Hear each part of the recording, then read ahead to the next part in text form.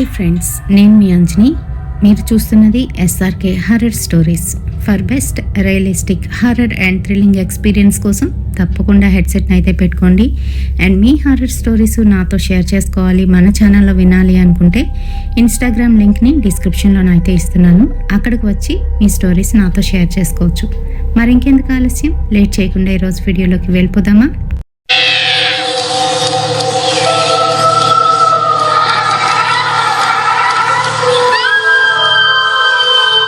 మరి వీడియోలోకి వెళ్ళబోయే ముందు నిన్న మళ్ళీ నాకు కమెంట్ చేసిన వాళ్ళ పేర్లు అయితే చూద్దామండి.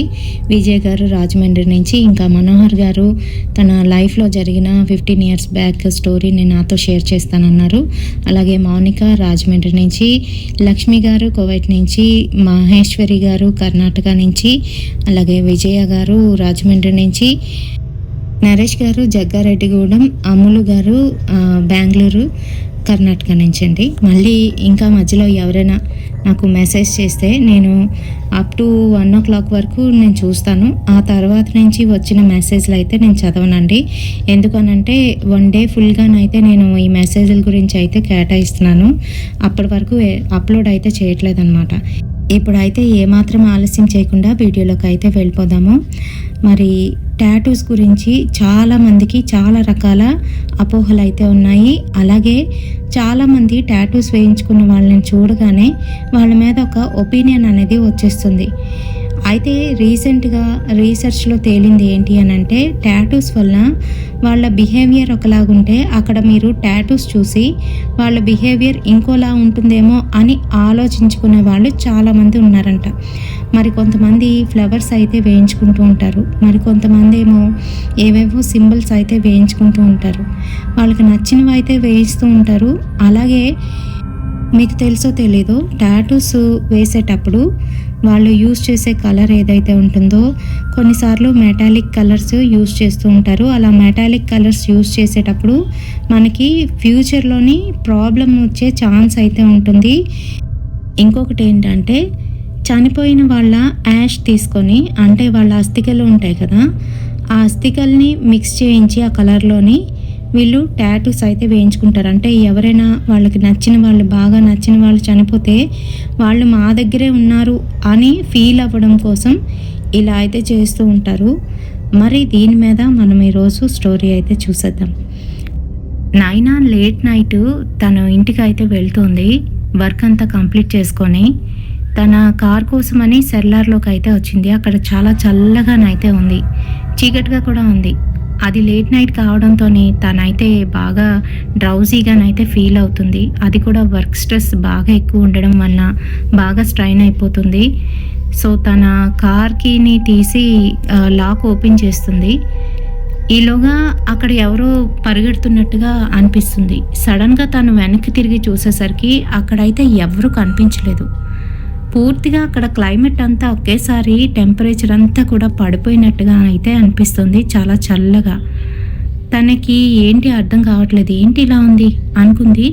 అండ్ తను కార్ ఎక్కి కూర్చుంది. అంతే, తన వెనకాతల ఎవరో ఎక్కి కూర్చున్నట్టుగా ఒక్కసారి కార్ అయితే ఇలా షేక్ అయిందనమాట. అయ్యేసరికి తనకి భయం వేస్తుంది. వెంటనే తను వెనక్కి తిరిగి చూసేసరికి ఒక బ్లాక్ కలర్ షాడో ఒక్కసారిగా వచ్చి మాయమైపోతుంది. అంతే, తను షాక్లోకి వెళ్ళిపోతుంది. బాబోయ్ అని చెప్పి బయటకైతే వచ్చేస్తుంది. అండ్ చుట్టూ అంతా కూడా చూస్తుంది, కానీ అక్కడ ఎవ్వరూ లేరు, అలానే ఉంది. సరే, ఇంకా దూరంగా వాచ్మెన్ అయితే కనిపిస్తున్నాడు. ఈలోగా తన లెఫ్ట్ హ్యాండ్ మీద వేయించుకున్న టాటూ ఏంటో పెయిన్ వస్తుంది, బాగా మండుతున్నట్టుగా కూడా అనిపిస్తుంది. అనుకుంటూ దాన్ని అయితే రబ్ చేస్తుంది. ఏంటో అనుకుంటూ మళ్ళీ కార్ అయితే ఎక్కేసింది. ఇంకా కార్ స్టార్ట్ చేసి కొంచెం దూరం అయితే వచ్చేసింది. వాచ్మెన్ దగ్గరకు వచ్చేసరికి వాచ్మెన్ తన్ని విచిత్రంగానైతే చూస్తున్నాడు. అంతేకాదు, వెనకాతల సీట్లో ఎవరో కూర్చున్నట్టుగానైతే తొంగి తొంగి చూస్తున్నాడు. ఏమైంది వాచ్మెన్ అని ఆపి అడిగేసరికి, లేదు మేడం, ఏం లేదు అంటూ వింతగా విచిత్రంగానైతే చూస్తున్నాడు. నేను పెద్దగా పట్టించుకోకుండా అక్కడి నుంచి అయితే వచ్చేసాను. ఇంకా ఇంటికి వెళ్ళడానికి 1 గంట అయితే పడుతుంది. మరి మెట్రోపాలిటన్ సిటీస్లోని ఆ టైంలో కూడాను బాగా రద్దీగానైతే ఉంటుంది. మాలాగా వర్క్ చేసి ఇంటికి వెళ్తున్న వాళ్ళు చాలామందే ఉంటారు. నేను ఇంకా ఆ ట్రాఫిక్లోనైతే చిక్కుకున్నాను. మెల్లగా అయితే వెళ్తుంది కారు. ఈలోగా నా భుజం మీద ఎవరో చెయ్యి అయితే పడింది. అది చల్లగా. షాకింగ్గా నేను వెనక్కి తిరిగి ముందుకు తిరిగేసరికి ముందు కారునైతే గుద్దేశాను. అంతే, వాళ్ళు కిందకి దిగి నాతో అయితే గొడవ ఆడుతున్నారు. నాకేమీ అర్థం కావట్లేదు. ఏంటి ఇలా చేశాను? ఈ నైట్ టైంలో నాకు ఈ గొడవ అవసరమా అనుకుంటూ, సరే ఎంతైతే అంత ఇచ్చేస్తాను మీరు చెప్పండి అని అంటే వాళ్ళు ఇంకా రెచ్చిపోతూ, అంటే మీరు ఇష్టం వచ్చినట్టుగా చేసేసి మాకు డబ్బులు ఇస్తే ఊరుకుంటాం అనుకుంటున్నారా అంటూ కేసు రాయించుతాము అని నన్నైతే బెదిరిస్తున్నారు. ఒక్క క్షణంలో ఎలా అలా జరిగింది? నేను అంత ఆదమర్పుగా ఉన్నానా అని నా మీద నాకే కోపం వస్తుంది. నేను ఇంకా ప్లీజింగ్గా మాట్లాడుతున్నాను వాళ్ళతోని. ఈలోగా నా టాటూ మళ్ళీ మండుతోంది. అక్కడ బాగా పెయిన్ అయితే వస్తుంది. అనుకున్నాను. ఇంకా వాళ్ళు నాతో గొడవాడి నా దగ్గర నుంచి ఒక 5,000 అయితే తీసుకున్నారు. పోతే పోయింది, ఇంటికి త్వరగా వెళ్ళాలి అనుకున్నాను. చాలా డ్రౌజీగానైతే ఉంది. ఇంకా అలానే ఆ ట్రాఫిక్ని దాటుకొని ఇంటికి అయితే వచ్చేసాను. నా అపార్ట్మెంట్ 4th ఫ్లోరు. సరే ఇంకా నేను లిఫ్ట్ ఎక్కుదాం అనుకునే సమయానికి అక్కడ వాచ్మెన్ దూరంగానైతే నన్నే చూస్తూ కనిపిస్తున్నాడు. తను చూడ్డానికి ఎలా ఉన్నాడంటే బాగా ఫేడ్ అయిపోయి తెల్లగానైతే మొహం కనబడుతుంది. నాకాసే అలా నించొని చూస్తున్నాడు. వీడేంటి ఇలా చూస్తున్నాడు? బాగా తాగేసున్నట్టున్నాడు వెధవ. వీడి గురించి కంప్లైంట్ ఇవ్వాలి అని అనుకుంటూ నేనైతే లిఫ్ట్ ఎక్కేశాను. మరి 4th ఫ్లోర్కి ప్రెస్ చేసి నేనైతే ఎప్పుడు ఇంటికి వెళ్ళి పడుకుంటానా అని ఆలోచిస్తున్నాను. ఈలోగా నా చేతి మీద ఉన్న టాటూ మళ్ళీ నొప్పెడుతుంది. బాగా మంట వస్తుంది. ఇంకా 4th ఫ్లోర్ వస్తుంది అనే సమయానికి అది అసలు ఆగకుండా 4th ఫ్లోర్లోని 10th ఫ్లోర్కి అయితే వెళ్ళిపోతుంది. ఏమైంది దీనికి అంటూ నేను అక్కడ ప్రెస్ చేస్తూ ఉన్నా కూడాను ఏం లాభం లేకపోయింది.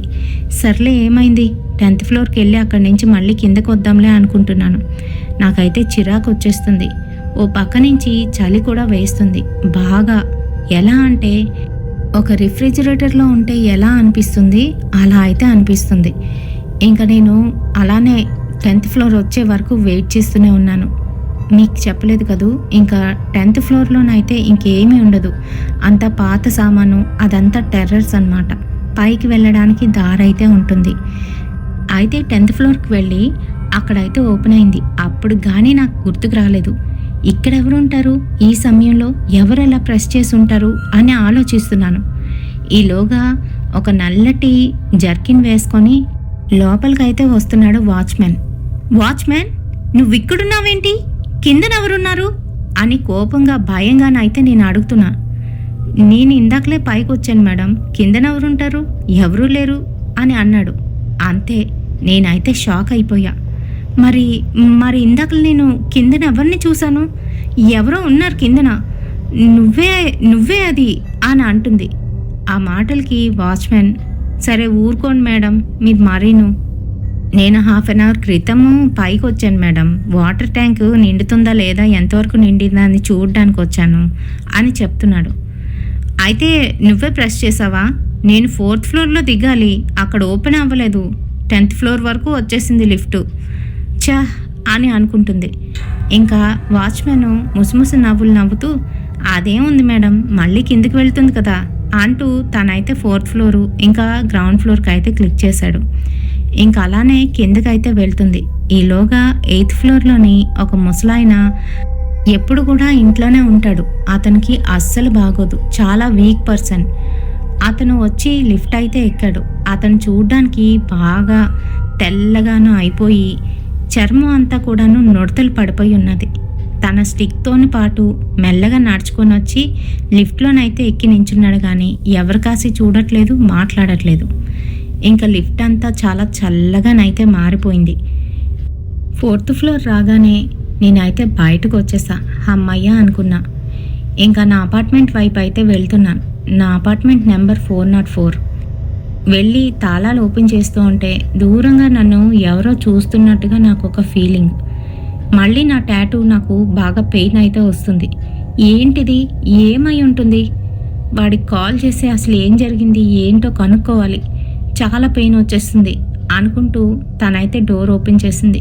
ఇంట్లోకి వెళ్ళి తన బ్యాగ్ ఒక పక్కన పడేసి ల్యాప్టాప్ మరోవైపు పడేసి వెళ్ళి దబ్బని తన బెడ్ మీద అయితే పడుకుని పోయింది. తన టాటూని తడుముకుంటూ తనకి తెలియకుండానే తన కళ్ళల్లో నుంచి నీళ్లు వస్తూ ఉంటే ఒంటరిగా ఫీల్ అవుతూ పిల్లోని గట్టిగా పట్టుకొని ఏడుస్తూ అలానే ఉంది. ఈలోగా తనకి ముందు జరిగిన విషయాలన్నీ గుర్తుకొస్తున్నాయి. సూర్య అయితే కళ్ళ ముందు ఉన్నాడు. సూర్య ఎవరో కాదు, తను గాఢంగా ప్రేమించిన అబ్బాయి. తను ఒక యాక్సిడెంట్లోనే చనిపోయాడు. అయితే మరి తన్ని మర్చిపోకూడదు అని సూర్య టాటూ అయితే వేయించుకుంది. అంటే ఒక సన్ టాటూని తన హ్యాండ్ మీద అయితే వేయించుకుంది. అది కూడాను సూర్య అస్థికల్ని ఆ టాటూ కలర్లోని మిక్స్ చేయించి తనైతే వేయించుకుంది. ఎందుకనంటే ఎప్పుడూ సూర్య తనతోనే ఉండాలి అని. అయితే అదే తడుముకుంటూ ఆలోచిస్తూ ముందు జరిగిన విషయాలన్నీ గుర్తు తెచ్చుకుంటుంది. సూర్య తనతోని ఎలా ఉండేవాడు, ఎలా మాట్లాడేవాడు, ఎంతగా తనని లవ్ చేసేవాడు అనే విషయాల గురించి ఆలోచించుకుంటుంది. ఈలోగా ఎప్పుడు నిద్ర పట్టేసింది. తను ఒక బెంచ్ మీద అయితే ఉంది. అదంతా కూడాను శ్మశానంలా కనిపిస్తుంది. పూర్తిగా మంచు పడుతుంది, చలి వేస్తుంది తనకి. ఓ పక్క నుంచి టాటూ బాగా మంట పుడుతుంది. అంతేకాదు అక్కడంతా కూడాను పూర్తిగాను ఎర్రగానైతే మారిపోయింది. ఈలోగా మరోవైపు నుంచి ఒక ప్రెగ్నెంట్ లేడీ అయితే నడుచుకుంటూ అక్కడికి వచ్చింది. తిన్నే చూస్తూ పక్కనొచ్చి కూర్చుంది. కోపంగా తిన కాసి చూస్తుంది. ఆ టాటూ కాసి కూడా చూస్తుంది. తినకేమీ అర్థం కావట్లేదు, ఎవరీమే అనుకుంటుంది. చూస్తూ ఉండగానే తన మొహంలోని మొహ కవలికలు అన్నీ కూడా మారిపోతున్నాయి. అతి వికృతంగా ఒక దెయ్యంలాగా అయితే మారిపోయింది. తన దగ్గరకు వచ్చి ఆ టాటూని తన గోళ్లతోని గట్టిగానైతే రక్కేసింది. ఆ టాటూ వేసిన దగ్గర ఇంత ముక్కలాగా అయితే వచ్చేసింది ఊడి. అంతే, అక్కడి నుంచి పూర్తిగా రక్తం వచ్చేస్తుంది. గట్టిగా అరుస్తోంది నైనా. లేచి కూర్చుంది. చుట్టూ అంతా చూస్తుంది. అంతా చీకటిగానైతే ఉంది. ఎక్కడా కూడాను వెలుతురైతే లేదు. ఎందుకనంటే తను వస్తూనే లైట్లన్నీ ఆఫ్ చేసేసి అలానే బెడ్ మీద అయితే పడుకుని పోయింది. మరి తన కాళ్ళకున్న చెప్పులు కూడా అలానే ఉన్నాయి. అనుకుంటూ తన హీల్స్ని తీసి పక్కన అయితే పడేసింది. ఏంటిలా అనుకుంటూ కళ్ళు అయితే రుద్దుకుంటుంది. ఈలోగా మళ్ళీ టాటూ విపరీతంగా మంట పుట్టేస్తుంది. అసలు ఏం జరుగుతుంది? ఆ టాటూ వాడు ఎలా వేశాడో ఏంటో ఇది ఇంత మంట పుడుతుంది. వాడికి కాల్ చేసి అపాయింట్మెంట్ తీసుకోవాలి, మళ్ళీ వెళ్ళి దీన్ని ఏదైనా చేయించాలి అని అనుకుంటుంది. సరే ఇంకా నిద్రపోదామంటే మళ్ళీ ఆ ప్రెగ్నెంట్ లేడీ అయితే కల్లోకి వస్తుంది. భయపడిపోతుంది నాయన. ఇంకా కాసేపటికి ఎలా అలా పడుకుంటుంది. Disturbed sleep. ఈలోగా ఒక స్లీపింగ్ పిల్ అయితే వేసుకుంటుంది. ఇంకా ఎలాగైతేనే మత్తు నిద్రలోనైతే జారుకుంటుంది. కొంతసేపటికి ఆ రూమ్ అంతా కూడా చల్లగా మారిపోతుంది. నైనా పక్కకి వచ్చి ఒక ప్రెగ్నెంట్ లేడీ కూర్చొని నైనా కాసే కోపంగా చూస్తూ ఉంటుంది. ఇంకా కొంతసేపటికి తెల్లవారిపోతుంది. నైనా మటుకు పూర్తి నిద్రలోనైతే ఉంటుంది. పొద్దున్న 10 o'clock కానీ నైనాకి పూర్తిగా మెలకువ అయితే రాలేదు. లేచి చూసుకుంటుంది. ఓహో 10 అయిపోయిందే అంటూ గబగబా తను ఫ్రెష్ అప్ అయ్యి వచ్చేస్తుంది. ఏదో ఒకటి తినాలి, ఆకలేస్తుంది అని చెప్పి ఆర్డర్ అయితే పెట్టుకుంటుంది. 2 నిమిషాల్లోనైతే వచ్చేస్తుంది ఆర్డర్. మరి తలుపు తీసేసరికి అక్కడ అపార్ట్మెంట్స్లో అంతా గందరగోళంగానైతే ఉంది. ఆ సమయంలోనే పక్కింటి ఆంటీ అటుపక్కగా వెళ్తూ ఉంటే ఆంటీ ఏమైంది అని అడుగుతుంది. నీకు తెలీదా, రాత్రి 8th floorలోని ఒక ముసలాయన ఉండేవాడు కదా. తెలుసు, అయితే అని అడుగుతుంది. అయితే ఏంటి, ఆ ముసలాయన రాత్రి చనిపోయారంట. అంతేకాదు మన కృష్ణ వాచ్మెన్ గాడు ఉన్నాడు కదా, వాడు ఏం చేశాడో తెలుసా? ఎవరో అమ్మాయిని లవ్ చేశాడంట. ఆ అమ్మాయి మైనర్ కావడంతోనే అవతల పక్కన ఉన్నవాళ్ళు శుభ్రంగా వీడిని చితకబాదారంట. పాపం ఆ అమ్మాయిని వదిలేవలసి వస్తుందని బాధతోని మందులోనేదో కలుపుకొని తాగేశాడంట. అది ఎక్కడనుకున్నావు? మన టెర్రస్ మీద. అందుకే పోలీసులు ఈ హడావిడి అంతాను అని ఆ ఆంటీ అలా చెప్పేసరికి షాక్ అయిపోతుంది. ఆంటీ ఏ సమయంలో అది జరిగింది? అది అది 12 తర్వాతే కదా అని అడుగుతుంది. చాచా కాదమ్మా, అంతకుముందే. వీడు నిన్న తొందరగా అన్ని పనులు చేసి వెళ్ళిపోయాడు. మరి అప్పటికి 10:30 అవుతుందేమో. ఆ తర్వాత ఆ ముసలాయన రాత్రి 11:30కి చనిపోయారంటమ్మా. ఆ తర్వాత వీళ్ళు చూసుకోలేదు, పడుకున్నారనుకున్నారంట. మార్నింగ్ లెగిసేసరికి కాళ్ళు చేతులు చల్లగా అయిపోయి లేపుతుంటే లేవట్లేదంట. అదే అయ్యింది. వస్తావా అని అడుగుతుంది. అంతే, షాకింగ్గా అలా ఉండిపోయి, లేదాంటీ నేను ఆఫీస్కి వెళ్ళాలి, కొంచెం అర్జెంటు, తర్వాత వెళ్తాను అని చెప్పేసి అక్కడి నుంచి లోపలికైతే వచ్చేసింది పిజ్జా పట్టుకొని. తనకి కాళ్ళు చేతులు వణికిపోతున్నాయి. రాత్రి నాకేం జరిగింది అసలు? వాచ్మెన్ని చూశాను, వాడేమో పైనుంచి దిగాడు. ఆ ముసలాయన్ని చూశాను, అతనేమో చనిపోయాడని చెప్తున్నారు. నేను చూస్తున్నది భ్రమ పడుతున్నానా లేకపోతే నిజంగా జరుగుతుందా ఏంటో నాకేమీ అర్థం కావట్లేదంటూ తల అయితే పట్టుకుంది. ఈలోగా మళ్ళీ టాటూ అయితే మండుతుంది. మధ్యలో ఇదొకటి అంటూ చిరాకు పడిపోతుంది. ఇంకా తిందామని చూస్తుంది కానీ తనకి మటుకు అస్సలు ఎక్కట్లేదు. సరే ఇంకా దాన్ని తీసుకువెళ్ళి ఫ్రిడ్జ్లోనైతే పడేసింది. ఇంకా ఆఫీస్కి అయితే బయలుదేరుతుంది. తన కార్ తీసుకొని మ్యూజిక్ పెట్టుకొని స్టార్ట్ అవుతుంది. కొంచెం దూరం వెళ్ళిందో లేదో అక్కడ వాళ్ళ ఫ్రెండ్ అయితే కనిపిస్తుంది. నాయనా నాయనా అని పిలుస్తుంది. ఆ మాన్సి అంటూ తలుపు అయితే తీసింది. మాన్సి ఎక్కి కూర్చుంది. ఏంటి, ఎక్కడికి బయలుదేరావు అని అడుగుతూ ఉంటే, ఏదో చిన్న షాపింగ్ కోసమని అని చెప్తుంది మాన్సి. అవునా, ఏంటి విశేషాలు, ఆంటీ ఎలా ఉన్నారు అన్నీ అడుగుతుంది నాయన. అందరం బాగానే ఉన్నాం, ఒకసారి రావచ్చుగా. సూర్యగాడు చనిపోవడంతోనే నువ్వెక్కడికి రావడం మానేసావు. ఇంతకుముందు మనం ఎంతలా ఎంజాయ్ చేసేవాళ్ళమే, ఒక్కరోజైనా ఖాళీ ఉండేదా? ఫుల్ బిజీగా ఉండేవాళ్ళం. సూర్యగాడు చనిపోవడంతోనే అంతా ఇలా అయిపోయింది. ఏం చేస్తాం, వాళ్ళతో పాటు మనం పోలేం కదా. నీకెన్నోసార్లు చెప్పాను అని అంటే గమ్మని బ్రేక్ అయితే వేసింది. ఇంకోసారి అలా మాట్లాడుకు, సూర్య గురించి అస్సలు మాట్లాడుకు అని అంటుంది నాయన. సరే సరే పద పద అని అన్నది. సరే ఇంకా మాన్సీతోనైతే మాట్లాడుతుంది. మాన్సీకి తన బాయ్ ఫ్రెండ్ అయితే ఉన్నాడు. తన పేరు ధీరజ్. మరి ధీరజ్, సూర్య వీళ్ళందరూ కలిసి చక్కగా ఎంజాయ్ చేస్తూ ఉండేవారు. వీళ్ళందరూ బెస్ట్ ఫ్రెండ్స్. అందుకనే అంత చొరవగా మాన్సీ అయితే మాట్లాడుతుంది.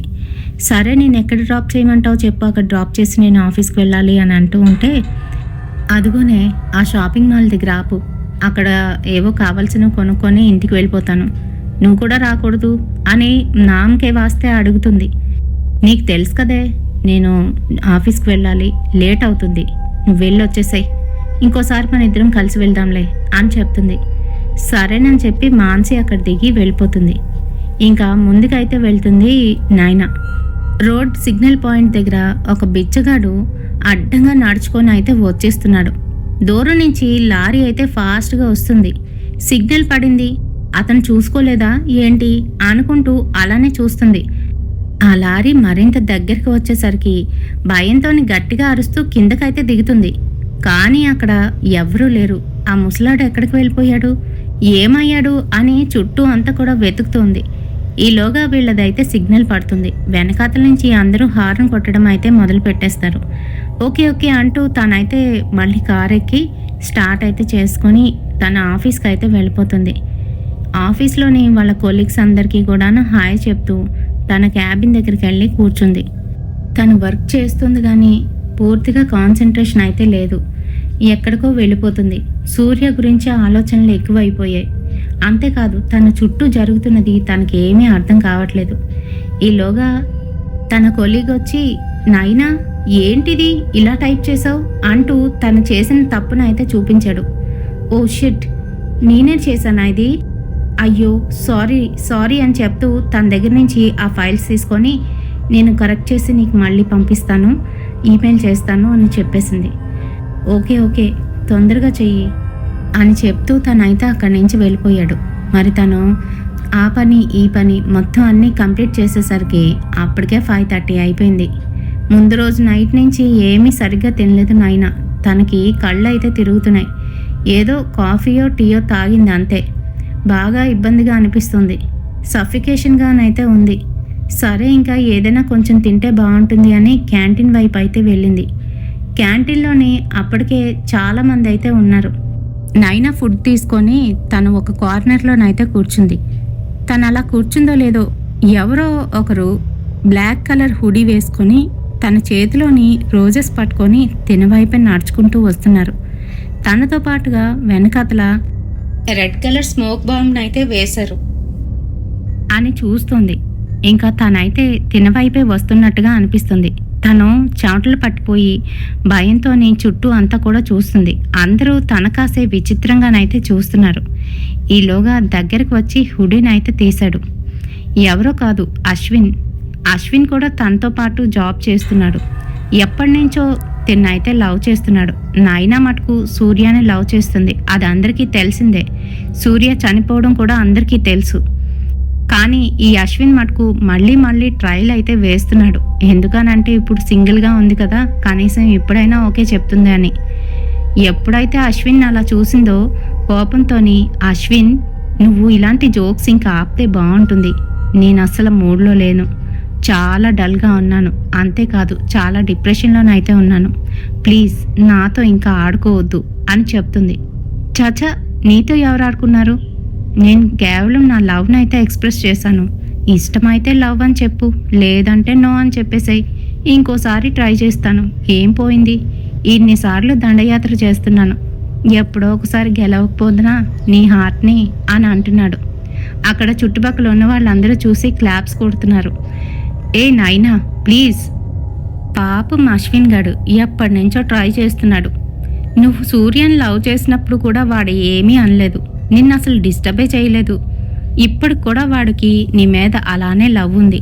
ఎందుకే ఇలాంటి వాడిని వదిలేసుకుంటావు అని కొంతమంది అంటే, మరికొంతమంది ఏమో రే అశ్విన్ దానికే బాలేదు, ఎందుకురా ఇంకా ఏడిపిస్తావు అని అంటున్నారు. మరి ఏదేమైనప్పటికీ కూడాను తన మాట మీద తను అలానే ఉంది.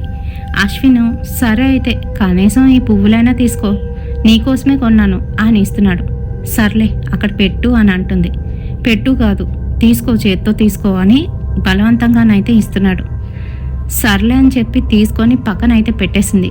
తనతో పాటు కూర్చొని కాఫీ తాగుదామా అని అడుగుతున్నాడు. సరే సరే అనేసింది. ఇంకిద్దరు కూర్చొని కాసేపు అయితే మాట్లాడుకుంటూ కాఫీ అయితే తాగారు.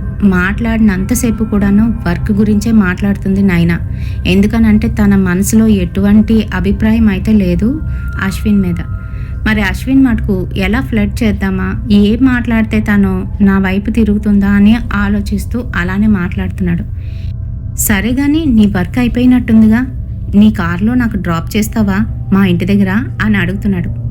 ఏ నీ బైక్ తేలేదా ఈరోజు అని అంది. తెచ్చాను, కానీ నీతో పాటు కారులో వద్దామని. ఏ నీ కారు ఎక్కనివ్వా అని అడుగుతున్నాడు. పర్వాలేదురే, ఈ ఒక్కరోజే కదా, లిఫ్ట్ ఇస్తాను అని చెప్పి తన్ని కూడా తన వెంట అయితే తీసుకువెళ్ళింది. మరి తన పక్కనే కూర్చొని అయితే ఉన్నాడు. కార్ స్టార్ట్ చేసి కొంచెం ముందుకు వెళ్ళేసరికి మళ్ళీ వాచ్మెన్ ముందు వెనక అయితే చూస్తున్నాడు.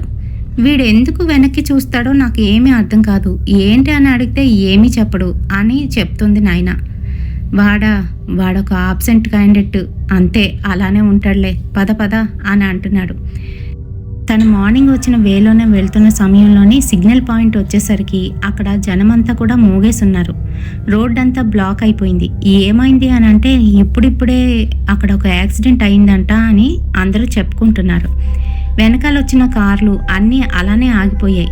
ముందుకు వెళ్ళడానికి లేదు, వెనక్కి వెళ్ళడానికి కూడా లేదు. సరే ఒకసారి వెళ్ళి చూద్దాం నాయనా అని అంటున్నాడు అశ్విన్. నీకేమైనా పిచ్చా? నాకు అలాంటివన్నీ నచ్చవు, సూర్య కనపడతాడు, నాకు వద్దు, నేను వెళ్ళను అని చెప్తుంది బాధపడుతూ ఏడుస్తూ. ఓకే కూల్, నేను ఒకసారి వెళ్ళి చూసి వస్తాను, పాపం కదా, ఏమైందో ఏంటో కనుక్కొని వస్తాను నాయనా ప్లీజ్ అని అంటున్నాడు. సరే నీకు ఇష్టమైతే వెళ్ళి చూడు అని చెప్పేసి తన సెల్ ఫోన్ అయితే తీసి తనేదో చూస్తూ ఉంది. అయితే తను బయటికి ఎప్పుడైతే వెళ్ళాడో మళ్ళీ కార్ అంతా చల్లగానైతే మారిపోయింది. ఈసారి వెనక నుంచి ఎవరో తన తల మీద ఊదుతున్నట్టుగానైతే గాలి వస్తుంది. ఎవరది అని టక్కుమని వెనక్కైతే తిరిగింది. అక్కడ ఎవరూ లేరు. ఈలోగా తన ముందు నుంచి తన కారు వైపు ఒక అబ్బాయి 25 years ఉంటాయేమో తన ఒళ్ళంతా కూడాను రక్తం అయితే ఉంది. తల మీద గట్టిగా దెబ్బ అయితే తగిలేసింది. తను తల పట్టుకొని అలా తిన ముందుకైతే వచ్చేస్తున్నాడు. అది చూసిన నైనా భయపడిపోతుంది. ఏంటిది, ఏం జరుగుతుంది అంటూ వెంటనే కారులో నుంచి అయితే బయటికి దిగుతుంది. భయంతోని అశ్విన్ అశ్విన్ అంటూ అరుచుకుంటూ అశ్విన్ దగ్గరికి అయితే వెళ్తుంది. అక్కడికి వెళ్ళేసరికి, వద్దు, ఇక్కడికి రావద్దు, బాలేదు, చాలా ఘోరంగానైతే యాక్సిడెంట్ జరిగింది, ఇది ఈరోజు 2వ యాక్సిడెంట్ అంట అని చెప్తున్నాడు అశ్విన్. అవునా అంటూ భయపడుతూనే కొంచెంగా తొంగి తొంగి చూస్తుంది. అంతే, అక్కడ చూసిన ఆ డెడ్ బాడీ మరింకెవరిదో కాదు, ఇప్పుడే తన ముందు పాస్ అయిన ఆ కుర్రాడిది. పూర్తిగాను తన మొహం దగ్గర అంతా కూడా చెక్కుకుపోయింది.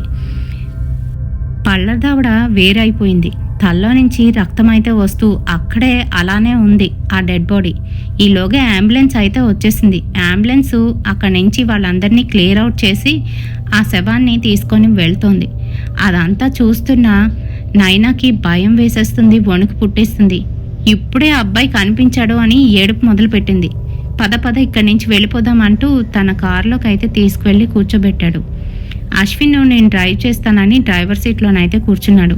అసలు నీకేమైంది అని అడుగుతుంటే, ఏమో నాకేమీ అర్థం కావట్లేదు, నిన్నటి నుంచి ఇదే తంతు, చనిపోయిన వాళ్ళు నాకు కనిపిస్తున్నారు అశ్విన్ అంటూ ఏడుస్తోంది.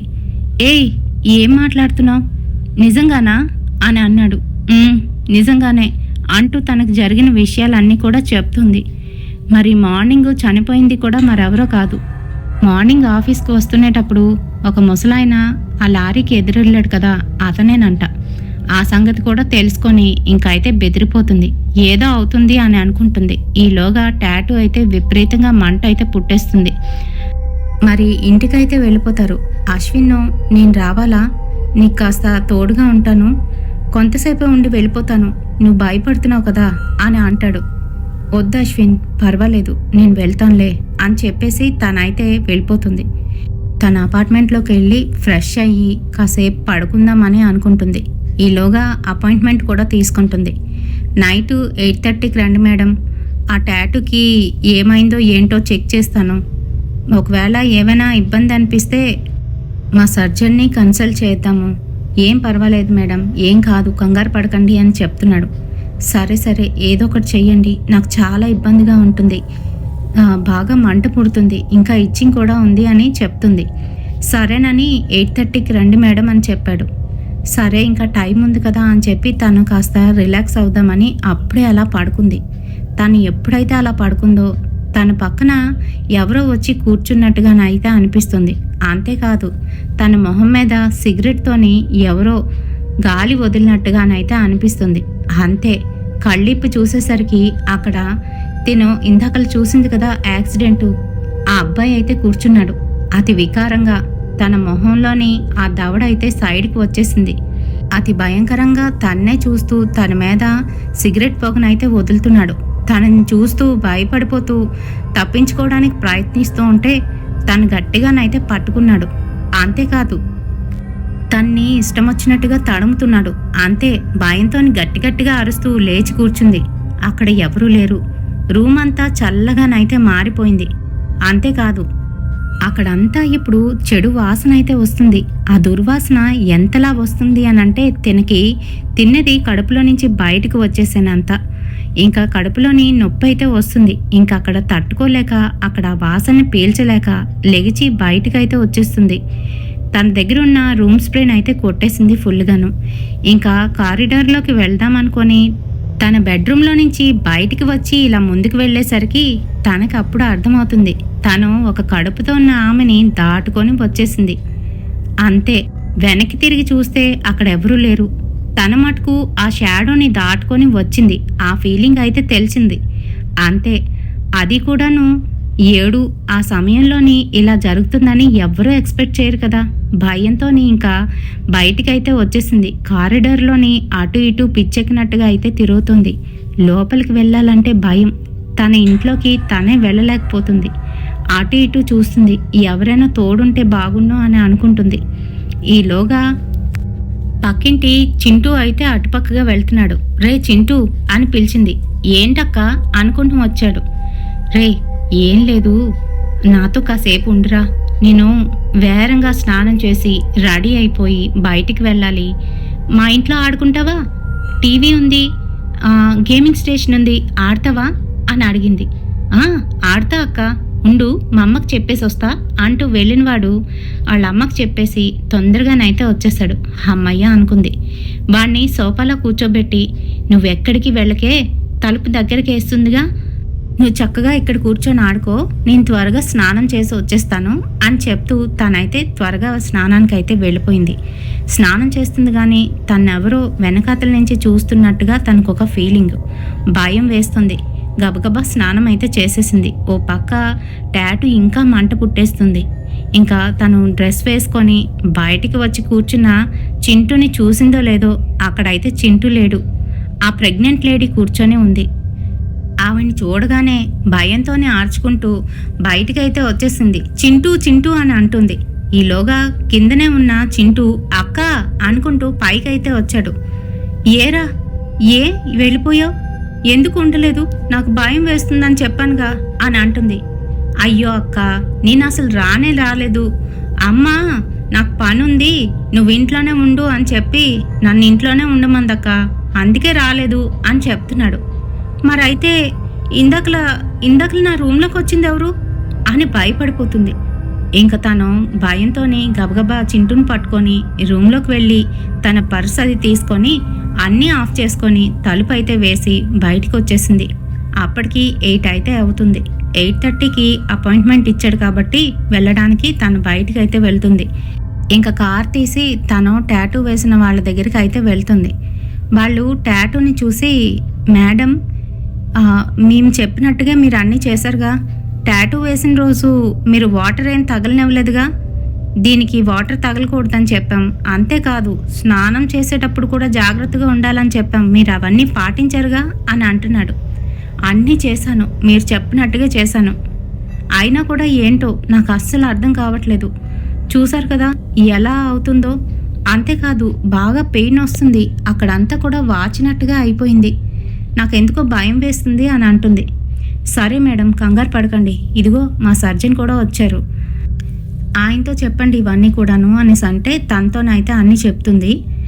అంతా క్లీన్గా అబ్జర్వ్ చేసిన తర్వాత, ఏంటి యూజ్ చేశారు అసలు మీరు, ఈ కలర్ ఏంటి అన్నీ అడుగుతున్నారు. మెటాలిక్ కలర్ యూజ్ చేసాం సార్, అందులోని మేడం ఒక యాష్ ఇచ్చారు, అది మిక్స్ చేసి వేయమన్నారు, అదే చేశాను అని చెప్తున్నాడు. బహుశా ఆ యాష్ వల్ల అయ్యి ఉంటుంది, ఇన్ఫెక్షన్ అయ్యింది ఇదంతా కూడాను, టాటూని పూర్తిగాను రిమూవ్ చేసేయడం బెటర్ మేడం అని చెప్తుంటే తన మటుకు ఏడుస్తోంది. ఇంకా నాకు మిగిలింది ఇదొక్కటే, సూర్య జ్ఞాపకాలు, ఇది కూడా లేకపోతే నేను ఎలా అని ఏడుస్తూ ఉంది. ఇంకా సరే చేసేది లేక సరేనని చెప్పేసింది. అయితే ప్రొసీజర్ కొంచెం లెందీగానే ఉంటుంది మేడం, ముందుగా మీకు టెస్ట్లు అయితే చెయ్యాలి, ఆ తర్వాత అక్కడున్న స్కిన్ని రిమూవ్ చేసేసి మళ్ళీ రికవరీ అవ్వడం కోసం అక్కడ వేరే స్కిన్ని మీ దగ్గర నుంచే తీసి అక్కడైతే ప్యాచ్ వేస్తాం మేడం అని డాక్టర్ అయితే ఎక్స్ప్లెయిన్ చేసి చెప్తున్నాడు. దానికోసం ఇంకొంచెం అయితే అవుతుంది అమౌంట్ అని అమౌంట్ కూడా చెప్పేశాడు. అయితే తను అలా బాధపడుతున్న సమయంలోని ఇంకొక క్లయింట్ అయితే అక్కడికి వచ్చాడు. తను కూడా సేమ్ తినలాంటి ప్రాబ్లమ్నే ఫేస్ చేస్తూ ఉన్నాడు. తనకి వేయించిన టాటూ నుంచి చాలా మంట అయితే వస్తుంది, అండ్ అది అక్కడంతా కూడా స్వెల్లింగ్ వచ్చి ఇచ్చింగ్ లాగా అయితే వస్తుంది అని చెప్పి తను కూడా వచ్చి బయటనైతే కూర్చున్నాడు. అండ్ వీళ్ళిద్దరూ కూడాను ఒకే రోజు ఆ టాటూస్ అయితే వేయించుకున్నారు, అదే టాటూ పార్లర్లోని. మరి ఈ విషయం అంతా కూడాను అతనైతే వింటున్నాడు. అతని పేరు రఘు. మరి ఈలోగా తనకి బయటికి వెళ్ళి కూర్చోమని చెప్పేశారు డాక్టరు. మేడం కొంతసేపు మీరు బయట కూర్చోండి, ఇంకో క్లయింట్ వచ్చారు సేమ్ ప్రాబ్లంతోని, అతనిది అయిపోయాక మీకు చూస్తాను అని చెప్పి. సరేనంటూ తనైతే బయటికి వచ్చింది. ఎప్పుడైతే రఘు లోనికి వెళ్తున్నాడో ఆ సమయంలోని రఘు కాసి కోపంగానైతే చూస్తుంది ఆమె. ఎందుకు అలా చూసిందో నైనా అసలు ఎవరికీ అర్థం కాదు. నైనా కూడా తనకి తెలియకుండానే అలా చూస్తుంది. ఇంకా రఘు అయితే లోపలికి వెళ్తాడు. వెళ్ళి ఇలా అవుతుంది అని చెప్తూ తన షర్ట్ అయితే తీస్తాడు. వెనక్కి తిరిగి చూసిన నైనాకి కట్టెన ఎగురుతూ ఉంటే అక్కడ తన షర్ట్ ఇప్పి ఉన్నాడు కదా, తన భుజం మీద ఏ ప్రెగ్నెంట్ లేడీ అయితే తన వెనకాతలు తిరుగుతుందో అదే ప్రెగ్నెంట్ లేడీ మొహం అయితే అక్కడ కనిపిస్తుంది. అంతే షాక్ అయిపోతుంది. నైనా ఒక్కసారిగా భయంతో లేచి నించుంటుంది. ఆ మొహం ఆ లేడీ అంటూ ఉంటే అక్కడ టాటూ షాప్ ఓనరు ఏమైంది మేడం ఏమైంది అని అడుగుతాడు. ఒక్క నిమిషం నేను లోనికి వెళ్ళొచ్చా అని అడుగుతుంది. సారీ మేడం క్లయింట్ ఉన్నారు కదా మీరెలా వెళ్తారు అని అంటూ ఉంటే లేదు నేను వెళ్ళాలి ప్లీజ్ అంటూ కర్టెన్ తీసుకొని లోపలికైతే వెళ్ళిపోతుంది. ఈలోగా రఘు షర్ట్ని పైన అయితే వేసుకుంటాడు. సారీ అండి ఏమీ అనుకోవద్దు, ఈ లేడీ ఎవరు అని అడుగుతుంది. అది నా వైఫ్ జ్ఞాపకార్థంగా నేను వేయించుకున్నాను అని చెప్తాడు. ఏమైంది మీ వైఫ్ ఎక్కడా, మీ వైఫ్ ప్రెగ్నెంటా అని అడుగుతుంది. అవును మేడం ప్రెగ్నెన్సీలోనే 3rd మంత్లోని తను కాళ్ళు స్లిప్ అయ్యి మేడ మీద నుంచి పడిపోయింది. అప్పుడే బేబీతో సహా నా భార్య కూడా చనిపోయిందని బాధతోనైతే చెప్తున్నాడు రఘు.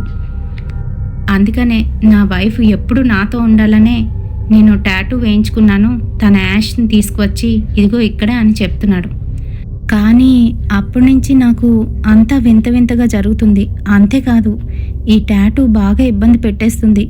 ఇక్కడ అంతా మంట, పూర్తిగాను స్వెల్లింగ్ అయితే వచ్చేసింది, ఇచ్చింగ్ కూడా ఉంది మేడం, అందుకనే ట్రీట్మెంట్ చేయించుకుందామని వచ్చాను అని అంటున్నాడు.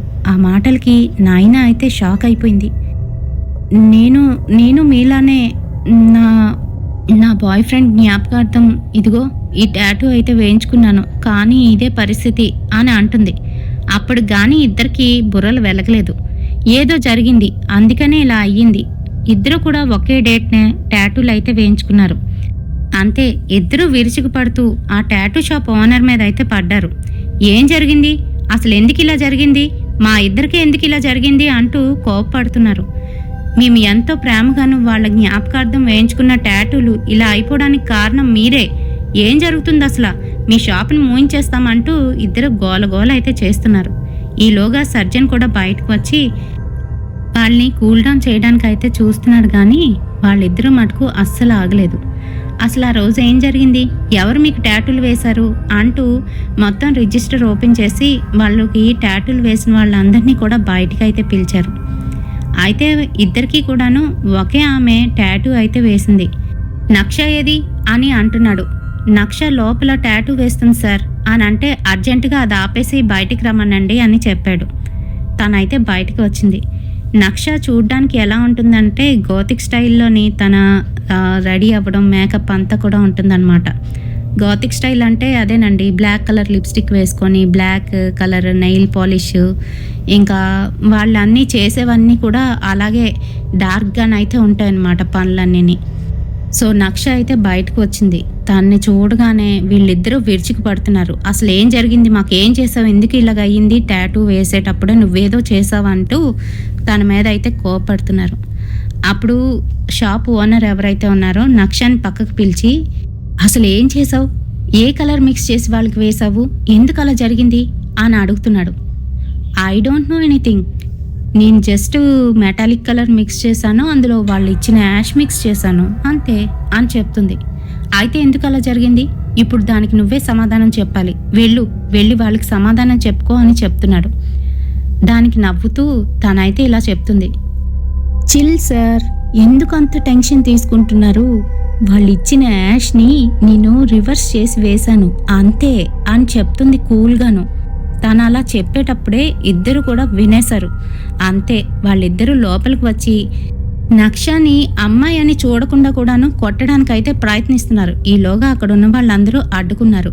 ప్లీజ్ మమ్మల్ని క్షమించండి ప్లీజ్ అంటూ, మీకు కావాలని అంటే అది ఫ్రీగా రిమూవ్ చేస్తాము టాటూస్ 2 కూడాను, ఎటువంటి ఖర్చు లేకుండా అని చెప్తున్నారు. మీరు ఖర్చు లేకుండా రిమూవ్ చేస్తారు, కానీ మా వాళ్ళ జ్ఞాపకార్థంగా మేము ఈ టాటూస్ అయితే వేయించుకున్నాం, కానీ మీరు చేసిన పనికి ఇంకెప్పుడు వాళ్ళు మాతో ఉండరు అంటూ ఏడుస్తున్నారు. మరి అక్కడ షాప్లో ఉన్న వాళ్ళందరూ కూడాను వాళ్ళని ఇద్దరిని కూడాను ఏదో రకంగా కూల్ డౌన్ అయితే చేశారు. రఘు అయితే అస్సలు ఊరుకోవట్లేదు, నేను పోలీస్ కంప్లైంట్ ఇస్తాను అని చెప్తున్నాడు. అయినా కూడాను ఇంకా వాళ్ళు చేసేది లేక సరేనని ఊరుకున్నారు. 1 వీక్ వాళ్ళకి చేయవలసిన టెస్టులన్నీ కూడా కంప్లీట్ చేసి అక్కడున్న టాటూస్ని రిమూవ్ అయితే చేసేశారు. మరి మీ అందరికీ ఇంకొక డౌట్ కూడా వచ్చి ఉంటుంది. అదేంటి అనంటే సూర్య మరి రఘుకి కనిపించలేదా అనంటే కనిపించేవాడు. సూర్య కూడా రఘు వెనకాతల ఎలా అయితే తన ప్రెగ్నెంట్ వైఫ్ లక్ష్మి నైనాకి ఎలాగైతే కనిపించేదో అలాగే సూర్య కూడా తనకి కనిపిస్తూ ఉండేవాడు. అయితే అక్కడితో ఆగిపోలేదు, వీళ్ళకి చనిపోయిన వాళ్ళు కూడాను కనిపిస్తూ ఉండేవారు. అందుకనే మరి నైనాకి లిఫ్ట్లోని ఆ ముసలాయన, మళ్ళీ రోడ్ మీద ఆ బిచ్చగాడు, ఆ యంగ్ బాయ్, వీళ్ళందరూ కూడా అలా కనిపించారు. సో వాళ్ళిద్దరూ కూడాను ఆ తర్వాత ఆ టాటూస్ని అయితే రిమూవ్ చేయించేసుకున్నారు. ప్లాస్టిక్ సర్జరీ అయిపోయిన తర్వాత నైనా అయితే హ్యాపీగా ఫీల్ అయింది. ఎవరైతే ఆ ప్రెగ్నెంట్ లేడీ ఉందో తనైతే కనిపించడం మానేసింది. అండ్ తనకి ఆ పెయిన్ కూడా లేదు. కానీ అక్కడంతా కూడాను మీ అందరికీ తెలిసిందే, ప్లాస్టిక్ సర్జరీ అయిన తర్వాత చర్మం ఎలా అయిపోతుందో అక్కడ అంతాను. సో తను ఏంటంటే బాధగా అయితే ఉండేది. ఇంకా ఈ సర్జరీ అయిన ఒక 1 వీక్ తర్వాత తను ఆఫీస్కి వెళ్ళాలి, ఇంకా వర్క్ ఎక్కువ పెండింగ్ ఉంది అని చెప్పేసి ఆఫీస్కి అయితే వెళ్తుంది. ఆ టైంలోని మళ్ళీ మాన్సి అయితే కార్ ఎక్కడానికి చెయ్యి ఊపుతుంది. సరే మాన్సి ఎక్కి కూర్చో అని చెప్తుంది. ఎక్కి కూర్చుంటుంది. ఇద్దరు కూడా మాట్లాడుకుంటూ ఉంటారు. మాన్సి పెద్దగా జవాబు అయితే ఇవ్వదు, అన్నిటికీ ఆ ఊ అనే సమాధానం మాత్రమే ఇస్తుంది. ఏమి అలా ఉన్నావు, ఏమైంది మాన్సి అని అంటే తను సమాధానం అయితే చెప్పదు. ఇంకా వాళ్ళు వెళ్తున్న దారిలోని ఒక దగ్గర ఆపేసే అని చెప్తుంది. ఇదేంటి మీ ఇల్లు ఇక్కడ కాదు కదా, ఇక్కడెందుకు దిగుతున్నావు అని అంటే, లేదు నా డెస్టినేషన్ ఇక్కడే ఆపేసే అని చెప్పి అక్కడ ఆపించి దిగిపోతుంది. ఇంకా తను అక్కడే ఆపేసి తను దిగిపోయిన తర్వాత బాయ్ చెప్పి తన ఆఫీస్కి అయితే వెళ్ళిపోతుంది. ఇంకా ఆఫీస్లో వర్క్ అది చేసుకుంటూ ఉంటుంది. ఈలోగా మాన్సి బాయ్ ఫ్రెండ్ ఉన్నాడు కదా, ధీరజ్ నుంచి కాల్ అయితే వస్తుంది. తను ఇంపార్టెంట్ వర్క్లో ఉండి కాల్ కట్ చేస్తుంది. మళ్ళీ చేస్తూ ఉన్నాడు. ఏమైంది ఉంటుంది అని చెప్పేసి ఆ ధీరజ్ చెప్పు అని అంటే మాన్సి ఇంకా మనకు లేదు అని ఏడుస్తూ ఉన్నాడు. ఏమైంది అని అంటే మాన్సి మార్నింగ్ రోడ్ క్రాస్ చేస్తున్నప్పుడు యాక్సిడెంట్ అయి చనిపోయింది అని చెప్తున్నాడు. అంతే, అలా షాక్ అయి ఉండిపోతుంది. ఏం మాట్లాడుతున్నావు ధీరజ్, ఇప్పుడే నేను తన్ని అదిగో ఆ స్టాప్లో డ్రాప్ చేశాను అని చెప్తుంది. అంతే, షాక్ అయిపోతాడు ధీరజ్. అక్కడే చనిపోయింది అని చెప్తాడు. అంతే, తినైతే భయపడిపోతుంది. అంటే నాకు ఇంకా ఆ ఆత్మలు కనిపిస్తున్నాయా, ఇది నాకు పోదా, ఇది నాకు శాపమా అని భయపడిపోతుంది. ఇంకా వెంటనే తనైతే మాన్సి దగ్గరికి అయితే వెళ్తుంది. అతి ఘోరంగా యాక్సిడెంట్ అయి చనిపోయి ఉంటుంది. ఎక్కడైతే తను డ్రాప్ చేసిందో అదే స్పాట్లోనే. మరి మాన్సిని తను అక్కడ డ్రాప్ చేస్తున్న సమయంలోనే అక్కడ పక్కనే మాన్సి చనిపోయి ఉంటుంది. అందరూ కూడా గుమ్ముగూడి ఉంటారు. మరి మాన్సితో మాట్లాడుకుంటూ తను ఆఫీస్కి వెళ్ళాలనే టెన్షన్లో ఉంటుంది కాబట్టి అవేమీ కూడా గమనించదు. తను వెళ్ళిపోతుంది అక్కడ డ్రాప్ చేసి. కానీ మాన్సి ఆత్మ తనతో పాటు అక్కడి వరకు ట్రావెల్ అయితే చేసిందనమాట. మరి అక్కడి నుంచి తన లైఫ్లోని ఇలా ఆత్మలు కనిపిస్తూనే ఉన్నాయి. మరి ఇలానే ఉంటుంది. అసలు టాటూస్లోని యాష్ మిక్స్ చేసి టాటూస్ వేయించుకోవడం ఏంటో, ఈ కొత్త ట్రెండ్ ఏంటో అసలు అర్థం కావట్లేదు. యాక్చువల్గా ఇది కొత్త ట్రెండ్ కాదు, లాస్ట్ ఒక 10 years బ్యాక్ నుంచి కూడాను ఈ ట్రెండ్ అయితే ఉందండి. మీలో ఎంతమందికి తెలుసు? సో ఇలా యాష్తో వేయించుకున్న వాళ్ళకి చాలా ప్రాబ్లమ్స్ ఫేస్ చేశారని దీని మీద ఒక మూవీ కూడా వచ్చిందనమాట అప్పట్లోనే. సో ఈ వీడియో మీ అందరికీ కూడా నచ్చుతుంది, ఈ స్టోరీ మీ అందరికీ కూడా నచ్చుతుందని అనుకుంటున్నాను. నచ్చితే తప్పకుండా ఒక లైక్ అయితే వేయండి, షేర్ చేయండి మీ ఫ్రెండ్స్ అండ్ ఫ్యామిలీ మెంబర్స్కి. మరిన్ని ఇలాంటి ఇంట్రెస్టింగ్ హర్రర్ వీడియోస్ కోసం తప్పకుండా ఫాలో అయిపోండి ఎస్ఆర్కే హర్రర్ స్టోరీస్. మరి మన ఛానల్లో చూస్తున్న వారు, మన వీడియోస్ ప్రతిరోజు రెగ్యులర్గా చూస్తున్న వాళ్ళు ఎవరైనా ఉంటే తప్పకుండా మీరు ఎక్కడి నుంచి చూస్తున్నారు, మీ పేరేంటి అనేది కామెంట్ చేయండి. సో దట్ నేను నెక్స్ట్ వీడియోలోని మీ పేరుని, మీ కామెంట్ని నేను మెన్షన్ చేస్తాను. ఓకేనా? రేపటి సరికొత్త హర్రర్ ఇన్సిడెంట్తోని మళ్ళీ మీ ముందుకైతే వచ్చేస్తాను. Until then bye.